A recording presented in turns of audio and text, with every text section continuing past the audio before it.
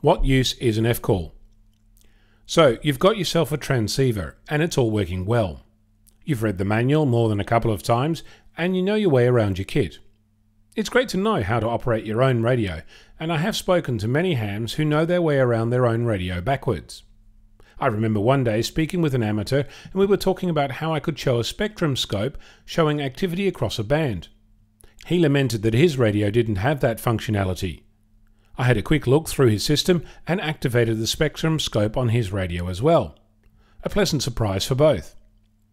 The opposite happened not long afterwards when another amateur was using my rig to listen to a remote station. He fiddled with some settings and magically the station appeared from out of the muck and we could hear it clearly. I asked him how he did that, and after some hand-waving it transpired that there were some settings I knew nothing about. The radio, which I'd known for many hours, read the manual backwards and so on. It's been on my to-do list for a little while now, but I've just spent an enjoyable couple of hours sitting at my radio, rereading parts of the manual, learning more about its operating parameters, how to set filters, turn on and off preamplifiers, change microphone equalization, and many other settings. How well do you know your radio really? I'm Onno, Victor Kilo 6 Foxtrot Lima Alpha Bravo.